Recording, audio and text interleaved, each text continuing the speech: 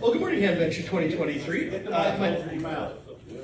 What's that? Mic closer to your mouth. Right. Almost forgot that I hadn't operated a ham radio before and actually got to get up on the mic and talk. You can move it up closer to you. Hi, Liz. Come on in. 10:30 was only a suggestion. It's just fine. Just anywhere you like. Plenty of seating in the front row.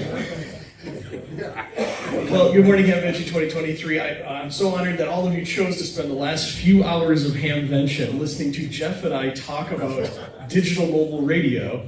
Hopefully you got all the stuff out of the flea market you needed the last 2 days. My name is Matt Gentleman. I'm a extra class amateur radio operator. My call sign's November 0, Yankee November Tango. I have the honor and privilege of sharing a stage this morning with my good friend and DMR Seabridge mentor, Jeff, W4JEW. Jeff, you want to say hi to the folks? Yeah, good morning, everyone. Jeff Hopper, W4JEW. Licensed ham since, 2015, but been around the DMR scene for quite some time. And you guys, some of you may know John Birmingham, W2XAB, who unfortunately became Silent Key last year, but he was my mentor. And I think, as far as people in the ham DMR world and just DMR in general, because he came from the commercial side, definitely one of the most knowledgeable and leading authorities in the world. So I was really privileged to have learned from him and share my knowledge. So I'm happy to be here with you guys today. And like I said, my name is Matt Gentleman. I'm 0INT. Been doing ham radio stuff since September of '93. I'm very active with the Dayton Amateur Radio Association here, along with K1CCN, a bunch of other groups doing sideband cod testing, a little bit of FT8. A lot of VHF, UHF repeaters back in my hometown of St. Paul, Minnesota. Vice President of the Gopher Radio Club back there at the University of Minnesota. The club back in my hometown was some of the first folks to bring to the upper Midwest of St. Paul, Minnesota, a lot of the new digital technologies like D-Star back in 2008, P25 last year, and of course DMR in August of 2014. So humbled and honored to be able to talk about some of this stuff. Like I said, from St. Paul, Minnesota, John Birmingham was one of my college professors back in 1998. John passed away this year, so rest in peace, W2XAB, now a Silent Key this year. Jeff might have mentioned he's the administrator of a digital mobile, Seabridge network. Him and Kevin are co-admins of a independent Seabridge network called Atlanta Ham Digital. I probably have that wrong. Yeah, Ham Digital is what Jeff calls it. I stepped up in John's absence to take over administrative duties for the K4USD Seabridge network, which is now hosted out of the Gopher Radio Club in Minneapolis, Minnesota. My full-time job is I'm a solutions architect for GitLab.com, which is a software as a service company, a software that builds software. So if you want to talk about building software, we can talk about that after we're all done. When Jeff and I talk today, I want you to folks keep in mind a few things, but one of the things is who you're talking to. And who's talking with you here today is Jeff and I really are, I think of us, really as these phone switch operators from 1915. The gals that used to literally physically plug the phone jacks into the phone and connect your call, the operators. Anybody know the history of phones, just as an aside? Right, okay, so let me ask a question you do know. The telephone was invented by? Alexander Graham Bell. Good. Those of you who didn't get Alexander Graham Bell, you can, the door's right there. What year? 1876. 1876. 1876, 1880 something? Yeah, I think 1876 sounds about right. And then of course, the first town to have the first 22 phone exchange was on the East Coast. New York. New York, no. New Jersey. Newington, Connecticut. Okay. So I think of Jeff and I really as like these operator gals, right? This is from 1915. If you don't know the history of the gals here operating and connecting your phone connections, initially telephones in 1877, the first phone exchange was run by boys, young teenage boys, but they were too rowdy, and so they would fight each other. And so it was decided when they were building out the first phone exchange in Connecticut that we would instead hire women, specifically unmarried women that were at least 5 feet tall, tested for arm length so that they could reach and plug the little cords into and connect your call. No discernible accent. And of course, the best part about hiring unmarried women is that they would work for 1/4 of the salary a man would work for. Boy, I'm glad things have changed, huh? Anyway, when you're asking us questions, Jeff and I are going to answer the questions kind of like these gals might answer your questions about DMR, right? We're the phone switch operators. So if you ask us questions like, can you connect this talk group to that talk group? Sure, we can answer that question for you. What do you think about the operator over in the next town over? Well, we'll have an opinion about that, sure. But do you think that we should rework the whole telephone network and change how telephones work? Well, we'll probably have an opinion about that, but it's going to be an opinion informed by us doing this sort of job, a digital version of this sort of job. All right, so you came to find out about the current state of digital mobile radio, right? We're about 10 or 15 years into this exciting digital mode. Let's talk about it. Here's my observations of where we are right now. We are over 250,000 worldwide digital mobile radio IDs registered on radioid.net. The most popular radio last year was this portable radio, an Anytone ATD 878 UV2. And the most popular network today, where everybody starts, is right here, brandmeister.network. As you can see, here's a screenshot of their website of 16,000 hotspots and 5,000 repeaters that happen to be connected to their network last week. I want to talk just briefly about Brandmeister. So Brandmeister is a network that really is a great place for folks who are just starting out in digital mobile radio to get themselves started.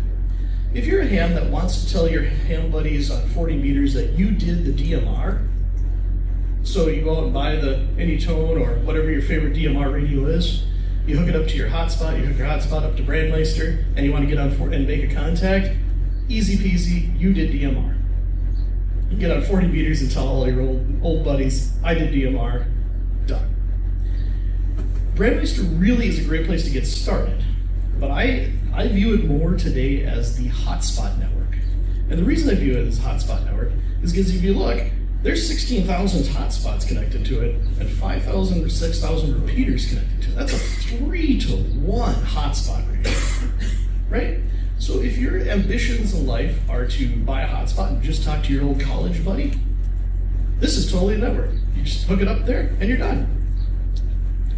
Brandmeister also filled in a huge gap about 3 years ago when DMRX, which was like a phone switching house or clearing house for various networks to peer with just meaning like a big phone exchange, they went dark.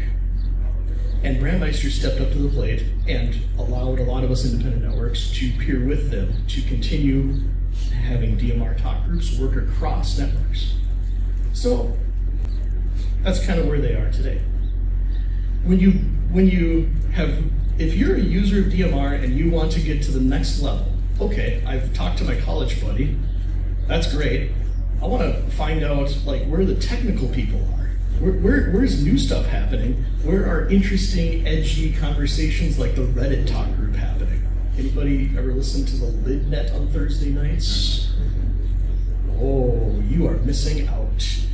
Google LidNet, where every check-in has to explain some sort of a medical problem or some sort of a medical problem or complain about something about a radio or set or another operator. So TGIF is one of those places where you can go to find new folks, especially if you get banned or put on the ignore list on Brandmeister for breaking one of the arbitrary rules. I heard a few giggles. So I'm not the only one that has broken some of the arbitrary and ever-changing rules on the Brandmeister network. Glad to hear that. All right. Of course, they have helpful admins on one of their talk groups. You can join that too.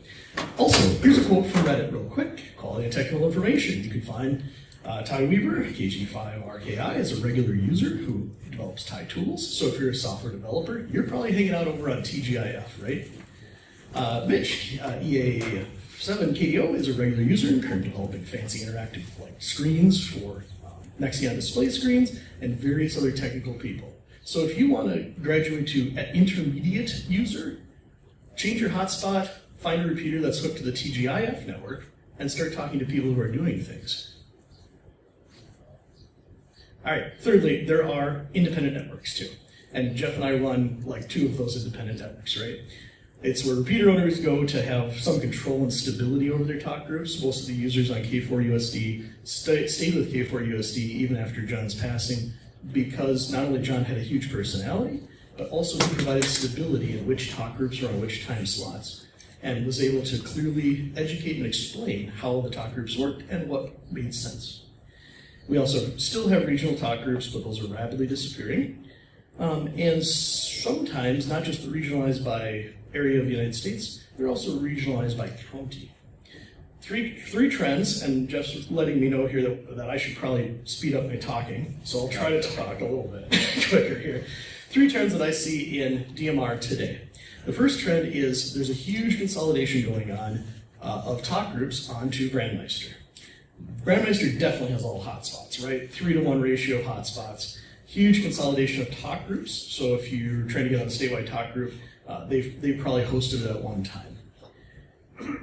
That's all good stuff. The bad part of that, of course, is that Brandmeister comes with a lot of users, means that there's a small percentage of users who are somewhat abusive, and so Brandmeister, of course, has a lot of policies that are ever changing, and it's easy to trip over those policies and violate one of them. Lots of rules, and they will arbitrarily block you as your radio ID as a user off their network. Come on in, bud. Go out. Thank you. Okay. There's a back door too if somebody wants to. Don't let him in. Joe. Thank you, John. All right, so the second trend that I've noticed in DMR presently is that we are regionalizing networks by geography. Michigan State presently has 3 DMR networks. Michigan 1 DMR network, which is up on the screen there, an MI5 network, and which is for emergency communications, and a Great Lakes DMR network that's hosted on Brandmeister. Florida has 2 networks in their state, based on the West Coast or the East Coast, on the Gulf side or on the ocean side. And in my hometown of Minnesota, I'm one of 5 DMR networks that are available to users.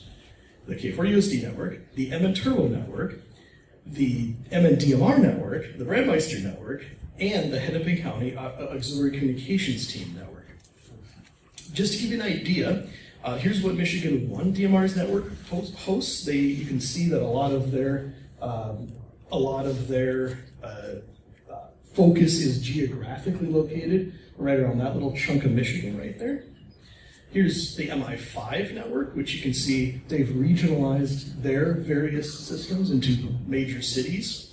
In fact, their talk group layout is like this too. I found this out only because I asked for a feed of Michigan State from them, and they said, Michigan State, what are you talking about? We have different cities and areas in Michigan you can talk on.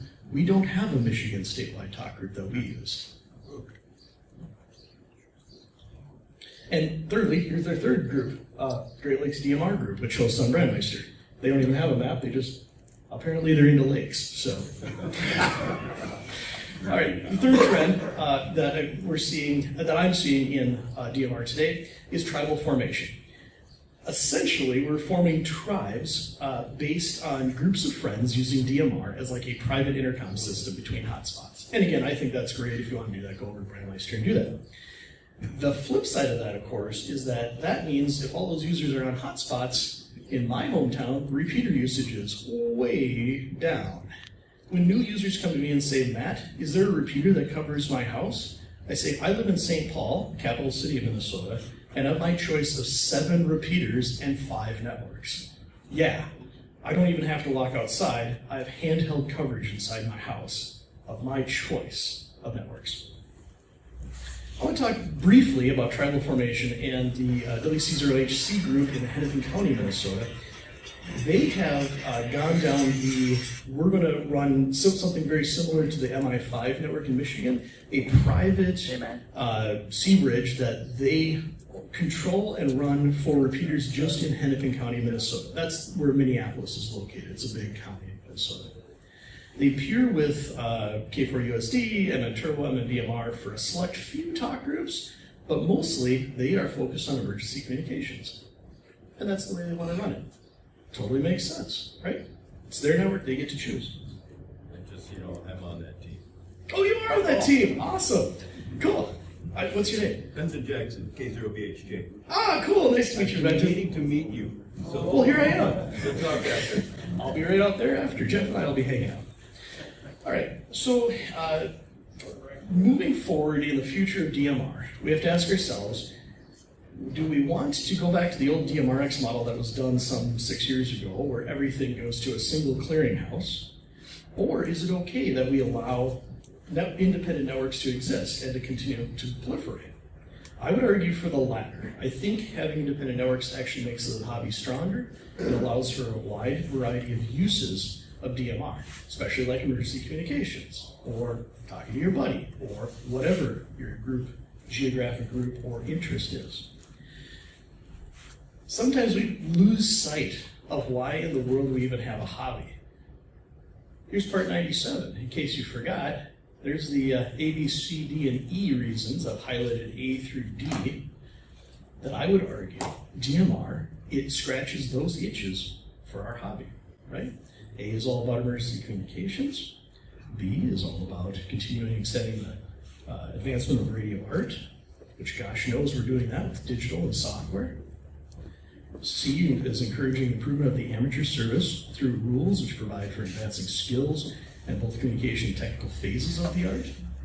Even Jeff was my mentor in teaching me how to run the Rayfield Communications Sea Bridge in John Burningham's absence. Did we get a second trained ham? Yeah, we sure did. And that's D. Expansion of the existing reservoir within the amateur service of trained operators, technicians, and electronics experts. Because Jeff took the time to train me how to run this piece of software that's pretty darn complicated, we now have another person who's trained to run that software. All right, so why are independent networks important? I'm going to make an argument here. I think that it's very important that folks like Jeff and I and you and Hennepin County Oxcom and others exist, because if the large elephant in the room, Brandmeister, were to go away, maybe they run out of money, run out of bandwidth, whatever it is, then DMR and independent networks can still function. Secondly, for disaster recovery. Recently, in recent memory, the Lone Star network in Texas lost its data center, and amateurs across the United States stepped in to reconnect the missing network and repeaters. Who are those amateurs? There's one of them right there. And finally, local control. Right, as we regionalize things into states, counties, regions, cities, then repeater owners know that their network operator, whether that's me or Jeff or somebody else, and they can weigh in on the policy decisions. I think local control works relatively well for school districts and things like that. Okay, that's a high-level overview of where I see current and future DMR stuff. I'm going to hand things off to Jeff, who's going to talk a little bit about the technical aspects as well as why is DMR so hard. Yeah, I was trying to. Thanks, man. I didn't realize that my finger pointed at me so many times today, so at least I took this finger and not the other one. So, one of the things that I'm really big on, I work in the network security industry. I used to be a technical trainer and big believer in enablement and mentoring. So about 3 years ago, I started a group called Georgia Digital. I live in Atlanta. Really, it's effectively a net. Occurs every Wednesday night, 8 p.m. Eastern time. And the whole purpose of it was really to mentor and give people a safe zone to come to ask any DMR question, no matter how simple and basic it is.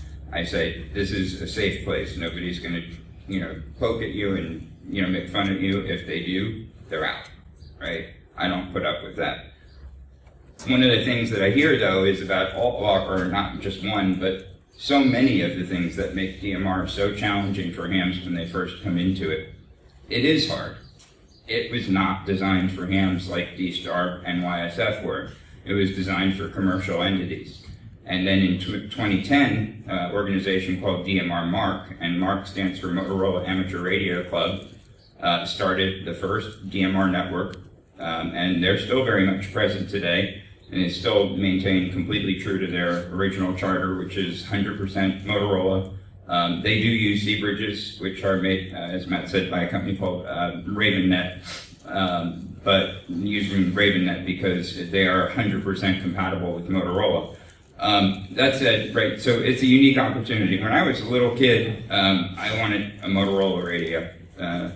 And so when I found out if I learned DMR, I could get one, sign me up, get my ticket, that was it. And then I started trying to learn how to program a code plug. Oh my God, it was crazy. Had code plugs with hundreds of contacts, thousands of contacts, thousands of channels, anything and everything I could possibly ever use. And you know what I found? I didn't use 98% of it, ever. If you look at any of my radios, they have 4 channels in them, and 2 to 3 talk groups. That's it, because that's what I really use. So I have another presentation that I give sometimes on actually programming code plugs, and join the Georgia Digital Group on groups.io, and you'll find out when I give those. So obviously code plug programming is a challenging topic. My advice there is keep it simple. Don't overcomplicate it. And also don't take somebody else's code plug and make it yours, because you have no idea if they knew what the heck they were doing. So you're basically potentially inheriting bad habits. Audio quality, right? So DMR is meant to have pretty decent audio, right? They use a high-end encoder, a hardware encoder, but people don't really take the time to tweak the audio settings in their radios. So we hear a very wide variety of audio levels, some garbled communication, because people don't take the time to do it right. And that's one of the chief complaints about DMR. Some people gain is really low, some people they're really overdriving it. Find somebody, spend some time with them. One of the other ones that's really confusing and part and parcel to the negative effect of having so many DMR networks is, how can I talk to my friends? What do I connect my hotspot to? What is this repeater connected to in my area? What if I travel somewhere else and I want to talk to my friends at home? Am I going to be able to? It's insanely difficult to figure that out today. And there's change needed, a lot of change needed in order to make that happen. And it cannot just be driven by network operators. It has to be driven by you guys too, by telling people, and when I say people, mainly the repeater owners and other network operators, encouraging them and staying on them to do things to make it easier. And I have specific suggestions. Yes, sir? And the network operators need to document what they have. Oh yeah, that's hard to first and find. foremost. Yes, absolutely. I'm waiting to hear what I have to talk about with that too. So there's been something out there for a very long time and nobody knows about it. Talk group sprawl. One of the things that just infuriates me. So Brandmeister is actually down to 1,637 talk groups. Okay, they were up over 3,000. That is completely absurd. There are talk groups like ATV Talk, right? You can go talk about your all-terrain vehicle. Guess how many people talked on that in the last 30 days? On one day, there were 63. Most days, it was 2 to 3. Reddit's actually one of the popular ones. Sport weapon hunting had 1 person key up in 30 days. ICQ podcast. There's a Flex Radio special interest group that had 3 people key up. And then 900 megahertz repeaters. Evidently, there's a ton of them because 3Q says shut them down. There's tons of other talk groups. They are not active 24/7. People can use them for other things. It's just a talk group. So, I have this kind of like this argument, philosophical debate with people all the time, where they like, oh, there's this amazing DMR repeater. Yeah, I know the guy who set it up at the top of Atlanta's the tallest building in the southeastern U.S. Really great coverage. Let's connect it to Brandmeister because they let you use any talk group at any time. All right, well, how many people live in the metropolitan Atlanta area? There's 2 time slots on a DMR repeater. Are you really going to tie up half of that repeater to talk to your friend in Albania while everybody else is sitting there waiting for that time slot to open up? No, not if I'm managing it. I want people in Georgia talking to other people in Georgia. I want people in Georgia talking to people in Tennessee. I want to keep it home. I want to keep it family. I want to keep people talking to their friends and family, not being subjected to listening to somebody talk to somebody on the other side of the world. And you can buy a hotspot. You can do that. So, maximize what's already there. And by the way, I said code plugs are much easier to program if you have a lot less talk groups. And by the way, something else people don't realize about programming really big code plugs is it's a database. The larger the database gets, the more prone to corruption it is. So when you're out in the field and you need to make an update to your code plug and it blows up on you, well, maybe you shouldn't have 3,000 contacts and 10,000 channels because that's part and parcel as to why it's happening. So, who in this room has been using DMR for, I don't know, more than a year? Who feels like they have a really good idea of how the network operates on the back end when they key up? Okay, that's what I thought. Most people don't, and it's okay. That's what I'm here to help clear up a little bit. And you may not know it when I'm done, but at least you hear it once, and then you can hear it a few more times. We're recording this; it'll be up on YouTube. You can listen to my whiny voice a lot. So a talk group, I just think of a talk group as like a chat room, right? I mean, it's a common place. Everybody uses the same talk group. They can all talk to each other. Can be on the same repeater, can be on multiple repeaters on the same network, can even cross over to different networks, and I'll show you what that looks like architecturally in a few minutes. Time slot, of course, so one of the attractive features of DMR is 2 12.5 kilohertz channels, or streams. So 25 kilohertz, 2 simultaneous conversations. Are they actually happening simultaneously? No, it uses TDMA, time division multiplex access. So every, I think it's 10 milliseconds, it's actually switching back and forth between time slot 1, time slot 2, time slot 1, time slot 2. But it's not enough for our ear to hear it, so it sounds like a continuous stream. The servers on the back end actually have no concept of talk groups except for the component that talks to the repeater. So when all the servers talk to each other, time slot doesn't mean anything to them. They use something called a link ID or a lid. The lid has other connotations in ham, but in the case of DMR, it's a link ID. So instead of talk groups and time slots, we use lids to connect everything, or at least to control what talk groups are exchanged between servers. This one actually, I had an epiphany this morning when I realized that Conference Bridge, C-Bridge, holy crap, I've been working with the thing for 5 years and I didn't realize, oh my God, it was like, I had a V8 moment. But C-Bridge it's software. It's developed by a company called RavenNet. Motorola actually sells it on their price list. 100% compatible with Motorola repeaters. It's really designed primarily for commercial entities, but it is incredibly commonly used in the ham radio world because it's relatively affordable, and the licensing costs for connecting C-Bridge to C-Bridge or C-Bridge to Brandmeister, it's $0. So it makes it really, really easy. The only thing you pay for is the repeaters that connect to you.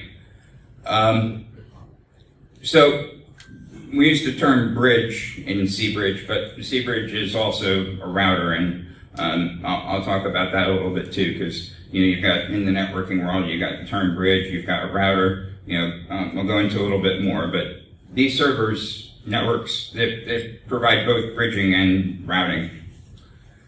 Real quick review of the different terms I'm going to use. So peering is, if K4USD and Ham Digital are talking to each other, they're peered with each other. If Brandmeister and Ham Digital are talking to each other, they're peered with each other. It's effectively a relationship between the two networks, both, kind of acceptable use policy sort of thing, as well as technical. Bridging, so, a talk group between two or more networks, we're bridging them, right? If somebody keys up on one network, on one talk group, and they get to hear it over on Brandmeister, same talk group, that's being, even within the C-Bridge, bridging together repeaters and hotspots on the same server, it's bridging, because it's all kind of like common, right? Think of your router at home. You got your PCs plugged into Ethernet, PCs plugged into Wi-Fi, or whatever computers you're using, and if the internet connection goes down, they can still talk to each other, right? That's because everything's bridged. But when you go from your home router out to the internet, now you're using routing. Motorola IP Site Connect is like the de facto protocol that the repeaters use to talk to each other. Brandmeister reverse engineered it. Another network called DMR Plus reverse engineered it, and they reverse engineered just enough to get it to work. So there's a lot of stuff that doesn't actually work that would be really, really cool if it did. But, they got to a point where they're comfortable and they say, all right, I'm just going to leave it at that. Another commercial company in the DMR world is DARA. They're actually bigger than Motorola, but nobody knows them in the US. They actually got busted. They stole intellectual property from Motorola and they were forced to take it out of their product. But, whatever. That stuff happens all the time. They just were stupid and got caught. And then there's Homebrew. So Homebrew is effectively a protocol that was developed by Brandmeister and by independent developers. And it's basically IP Site Connect, but it's an open source version of it. And there's lots of different iterations of it. But Brandmeister server to Brandmeister server, hotspot to Brandmeister, hotspot to TGIF to free DMR, they're all using Homebrew. I say, as far as a conference bridge, so, think of it like a conference call, multiple people on the same call, one person says something, everybody else can hear it, right? That's, kind of just by definition a conference bridge. So you see here, one person transmitting in red, 3 people receiving in green, only one person can be transmitting at any given time. And there's some functionality built into DMR to prevent contention so people can't key up over each other. It works if you program your code plug right. It doesn't work if you don't. As far as, the first diagram is really, conference bridge on just one C-bridge. So what happens if we want to connect 2 different networks? So Georgia 3113 on Ham Digital, on K4USD, on Brandmeister. You can use it on any one of those 3. And it'll work because they're peered together and 3113 is set up on all those networks. Minnesota, Florida, right? All the different states support that. And as long as you're using any of those networks, then you can talk to your friends back and forth between the 2. One of the things I mentioned too, though, so there's bridging and then there's routing. So if I'm on a repeater or a hotspot and I key up pointing to a repeater connected to my C-bridge and I key up on talk group 1, my C-bridge is connected to DMR Mark, it's connected to Brandmeister, it's connected to K4USD, it's connected to almost, 18 different networks. You only need to know 1 when you use mine because mine is like the traffic cop. It takes care of routing everything just based on what talk group you use. You use 91, you're going to worldwide on Brandmeister. You use 3, you're going to North America on DMR Mark. You use 93, you're going to North America on Brandmeister. My server, C-Bridge, whoever's it is, right, it takes care of that for you. Is this all making sense so far? If it doesn't, stop me. I'm happy to kind of elaborate a little bit more, but I kind of try to break things down and build my way up. So here's the big one. I connect my hotspot to Brandmeister and I'm using 3113. And guess what? There's a 3113 on TGIF. There's a 3113 on free DMR. There is nobody that keeps those other networks from using 3113. I could take my C-bridge and disconnect it from every network and use 3113. It's just a number. So this is one of those confusing aspects, is if I'm on a hotspot, how do I talk to my friend who's on a repeater? They've got Georgia 3113. How come I can't hear them? Because they're not peered. Plain and simple. Can they be? For those that don't know, there's a little bit of politics in ham radio. There's a lot of politics in DMR networking. Okay? And everybody wants to be the king of their own kingdom. Yes, sir? Is there somebody that doles out those numbers? No. Okay. No, there is not. It's the Wild West. So, yeah, there's, and I'll talk about it in a minute, but yeah, there's an organization that issues the radio IDs that we all use to make sure none of them get recycled. There's nobody who controls tough group IDs. So if I wanted to use 1, 2, 3 for Georgia tomorrow, I could.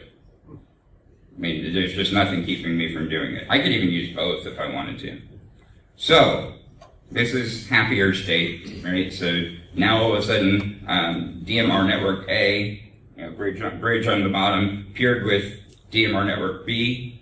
Now people on the same C-bridge, and they could be on a repeater, they could be on a hotspot. They can talk to each other on a talk group. They can talk to anyone else that's on the other one, because everything is bridged across those two and through the peering connection. Great. This is the way it should be. What's different between this slide and the last one? Because they look very similar. I did the font really, really small. Thought groups changed. Yes, it did. So I just made one of them 4113 because I can. Because I'm not passing the number between the C bridges and the C bridge and the other network. I'm passing a lid or link ID between the two. The number that I map to that lid is up to me. I could make it 9. I could make it 10,000. I can make it whatever I want. So John Birmingham, when he started K4USD, he used to use 8 for Atlanta Metro. Brandmeister uses 31131. Confused the heck out of everybody. So my C-bridge is actually configured to accept both. Right? You use 8 or 31131. Both of them work. So if your radio is programmed to use one versus the other, you can still use it. Where do you get the IDs from, though? How do you figure it So there was, just kind of like in the beginning when DMR Mark started, they had some general rules of thumb about how to set them up. And they were the ones that originally picked the numbers, and most people inherited what DMR Mark was using. So the idea was more global, like North America, worldwide, Europe, Asia talk groups are always on time slot 1. More localized talk groups like 2 and 9, and statewide talk groups are on time slot 2. Just general guidance. And then Brandmeister came around and said, you can use any talk group on either time slot at any time. You can use the same talk group on both time slots if you want to.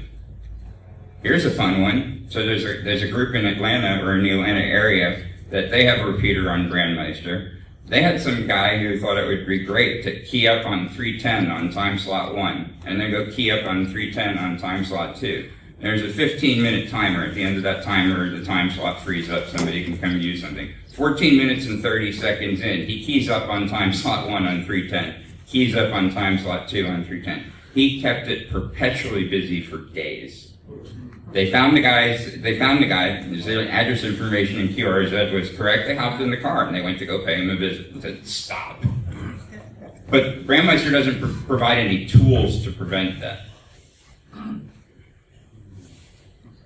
So we have what I call the island effect. This is the negative of independent networks. To an extent, I think D-Star and YSF have things much better. They set up a trust. You want to play part of that trust, you join the trust, you set up a server. They're 100% compatible with each other. If you're not part of the trust, you don't play. Everybody uses the same reflector numbers. Everybody uses the same rooms in that YSF. I don't know what the term is, but I don't ever use it. But this kind of like partitioning, and then I want to be the king of this network, and I can push a button and disconnect you if I want to, right? That's what some of the network operators do. I don't do that unless you really screw up. Okay? But, for all intents and purposes, Brandmeister, so TGIF started with a bunch of guys from Brandmeister that decided they didn't want to be part of Brandmeister anymore, so they peeled off, they stole a bunch of Brandmeister code, they started their own network. They switched, so Ty Weaver actually built them a brand new server. They're running what's called TGIF Prime. There is no way in heck that Brandmeister and TGIF will ever be paired with each other because those guys cannot agree. Free DMR, these are the coolest guys in the world. I love these guys, but they're started in the UK. Most people think they're only in Europe. They're not. They're in the US. There's just not enough people using them that everybody hears about them yet. They have the most open-minded, friendly people in the DMR space, bar none. Okay? They have taken some of the open source code that was abandoned years ago. They have done stuff with it nobody thought was possible. It is so cool. If you're not using free DMR, you are totally missing the boat. Stop using Brandmeister. There's other stuff out there. At least try it. If you don't like it, come back. But there's some really compelling stuff to try in these other networks. But, I think this hurts hams when there's this butting of heads and you got people that just want to be like the king of their own fiefdom. So this is the negative side. So could we fix it? Yes, sir.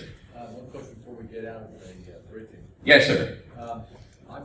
I've got an XLX reflector. Uh-huh. And I want to bridge here, DMR onto that on a module. Also, I do transcoding. I've got like 25 channels of low coding access that I can do. So what would be the problem? What problems would I encounter if I bridge, like say using free DMR? Because I haven't decided what I'm going to use. So when you set up an XLX reflector, you got 25 channels, right? I've got up to, I can use 25 channels. So each one of those will only map to a single talk group in DMR.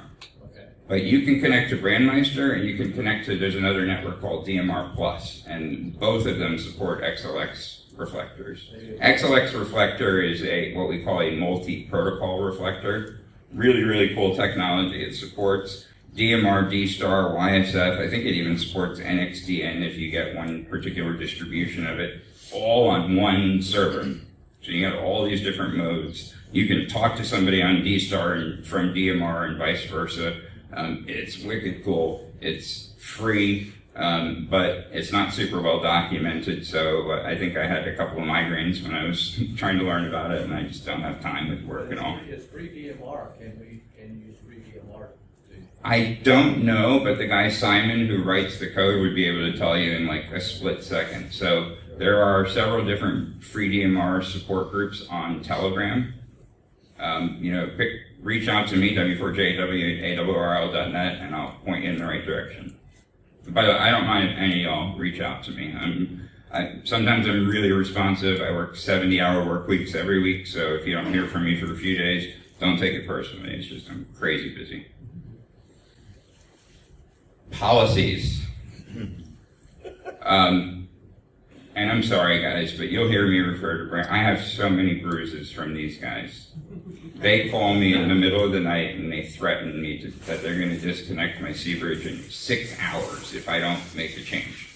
And I didn't intentionally go out of my way to make this thing that they're upset about. It was an accident, right? Most recently, Colorado HD Network, 310888. Really cool guys out in Colorado, but they hate DMR Plus. So my C bridge was peered with Brandmeister, and then DMR Plus is peered with me. So you could actually use 31088 on one of the DMR Plus servers. Colorado HD found out had a connection fit. They called Brandmeister, like, no. So Brandmeister's policy changed within 30 seconds. Colorado HD, they don't like this, so you gotta stop. And Thursday night, 11:30, get an email from this guy. I won't mention his name. Corey. He contacted me. He gave me until 7 a.m. the next day. He said, if you're not only are you going to cut off Colorado HD, but your entire server is going to be disconnected from Brandmeister. Why? Because he can. They're all known for that. There's 3 or 4 guys that do the administration. Go sit in the Brandmeister general support chat on Telegram. These guys are way overworked. The network got really big. It's impressive what they did. I won't deny that. but they've kind of gotten disgruntled because they're so overextended and they won't bring anybody else in to help them. So, none of their policies for network side of things are documented. None of them, because they're all in their heads, they change them at any point in time to their convenience. Gotta stop. Has to stop. They are effectively the equivalent of monopoly in the DMR world. And of course, there's no laws against that in ham radio worlds, but it's gotta stop. And Matt and I can't change it. You guys can. Open hearing policies, fairness, right? I know it's kind of relative, but threatening somebody in the middle of the night is not fair. Sorry. Consistency and transparency. These networks should get together every once in a while. Heck, bring DMRX back, a centralized body that kind of manages everything for everyone, and they kind of become the clearinghouse, and they're the ones that make sure the policies are friendly and take care of everybody. So ideally, that's why I got pulling the plug out of the wall, because that happened to you, right? Absolutely. Yeah, so are you still? Absolutely. Yeah, so his sea bridge is no longer connected to Brandmeister. Now guess what? He didn't have much of any training and took over one of the largest sea bridges globally. And they gave him like 3 weeks to learn it, and because he didn't learn it fast enough, they just yanked the plug out, and they will not give it back. Standardization. So, radioid.net, if you get a DMR ID number, you're getting it from these guys. I think they should also take over talk group IDs. Right? I think they should take over talk group IDs. The guy is actually a really reasonable dude. I've talked with him a few times. He's a software developer by trade, but he's a ham. He wrote the radioid.net. Oh my God, we are way over. Oh, no, we're not. As I say, we're getting close to going over time. And isn't he the only one at radioid.net? He is. He's a one-man band. And so there was another group that was in Europe that did the DMR IDs for anybody in Europe and Asia. They quit and they gave it all to him. So it's one guy doing it for the globe. But he wrote a ton of automation, and anything that you do there is completely automated. So unless it breaks for some reason, he just does his day job.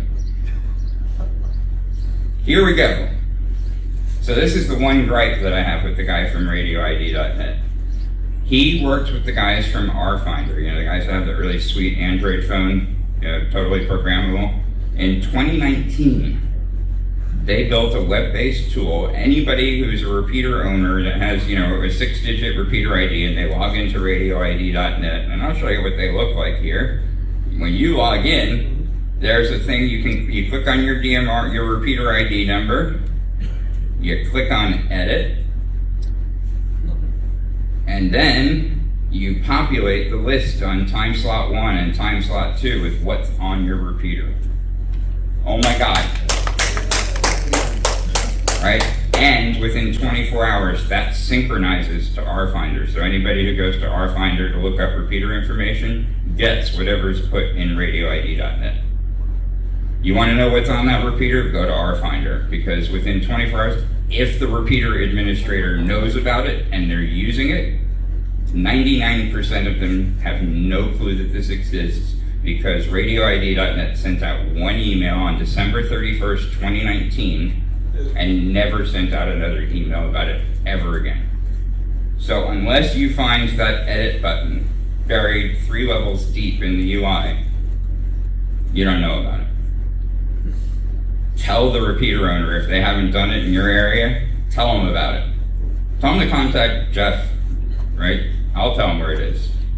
Use it, it's great. It's not perfect. There's a lot that could be done with it, but it's the best thing that we have out there that does it at this level. And if everybody starts using it, the dude from radioid.net will probably come back and add more functionality to it. I call it expand your hotspot horizon. Not stop using Brandmeister, but realize that there's multiple other networks out there. Variety is the spice of life, man. Try something else. There's other networks out there. They do things a little differently. It may feel, like putting on new shoes. They feel a little uncomfortable at first, but after time, you love them. Well, you may find that you go to DMR Plus, it's a little different. TGIF may be a little bit free DMR. Again, a little different. They're actually very similar to each other. DMR Plus is the one that's kind of the outlier, but free DMR and TGF are very similar to Brandmeister and vice versa. But, check them out. They're really cool. There's drop downs for them below B, because, B is stuck near the top of the list, because, ABC. But, they're there. How many people know this little factor about Brandmeister? So last year when the Ukrainian war with Russia started, Brandmeister started in Russia. We have some three-letter agencies in the U.S. that realized that Brandmeister was actually a great mechanism to get communications in and out of Russia, and almost shut Brandmeister down last February. Came this close, and nobody would have known why. They would have just disappeared. Okay, so we came super, super close to that. Thankfully, it didn't. There are these things called repeaters, DMR repeaters. Use them. People pay a ton of money for the repeater. A Motorola repeater starts at about $3,500. Plus, you got to pay for internet. Plus, you may have to pay for tower space. Plus, you got to learn how to administer it. And nobody's using them in most major metropolitan areas. Give these guys some satisfaction. Most of them, they're all full duty cycles, so, keep the damn thing up and just burn it out if you can, because they're built to do that. But, give these guys a reason that their investment, to justify it. The hotspots are great, they're really convenient and all, but, DMR is meant to be used on repeaters. Use them. Performance, there's same with any other radio. There's stuff under $100, there's stuff over $1,000. The scale slides. I not to be a snob or anything, but it's like I don't use anything but Motorola anymore, because once you do, you're like, holy crap, I don't want to use anything else because they sound so friggin' good. And I can throw the thing at the wall and it'll work. Run over it with a car, it's fine. But you can buy Motorola radios used on eBay, and as long as you find somebody that looks like they wipe it with a diaper and all to make sure they're taking good care of it. But you can get them. They're not as hard to program anymore. Everybody's like, oh, you need to pay $200 a year for programming software. Not anymore. It's free. Really? Yes. Yeah. So they changed it to free a month after I renewed my 3-year subscription. Motorola?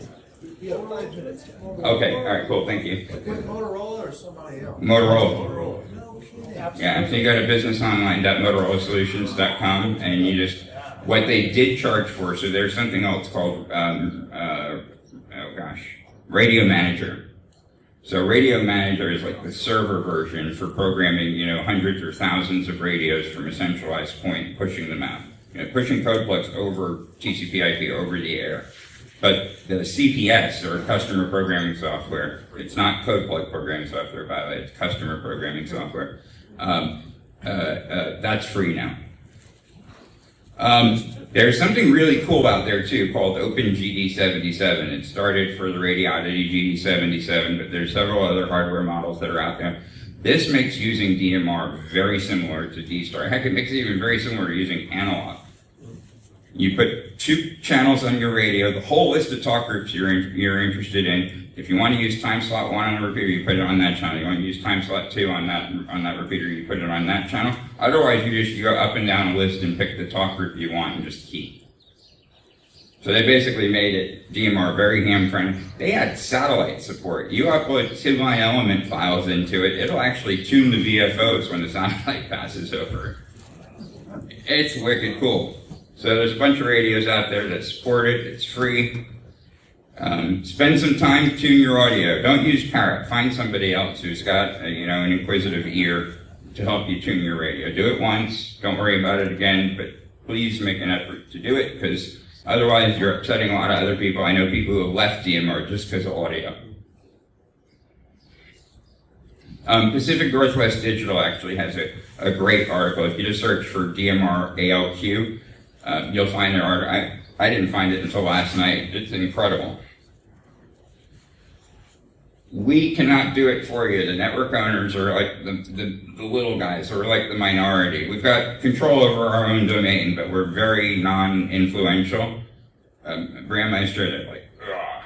But you guys far outnumber everyone else combined from the networking standpoint. You guys are the ones that can make change. You see something you don't like, say something about it and stand firm, because you guys can really make the change to make things really universal and make things easier for yourself. I won't say any more than that. Questions, guys, and you know, I would say too, like reach out to Matt and reach out to us. And you know, this isn't the last time. I'll put this on YouTube. I'll put the slides up somehow or another. I want you guys to be able to get to all this for reference purposes. Yes, sir. Okay, so you mentioned YouTube. What's your YouTube name? Oh gosh, I don't know. it's under W4JW. That's call sign? Yeah. Okay. First of all, we're happy to answer as many questions you like here, and of course, we'll be standing outside to answer more questions. But it's been an honor and a pleasure to speak at Dayton Hamvention Everybody's coming 2023. after us, by the way. Really? We can, Yeah, like, we're just, that- we we're can the- bogart this room the rest of the afternoon. Program go. Thank you for letting us speak to you.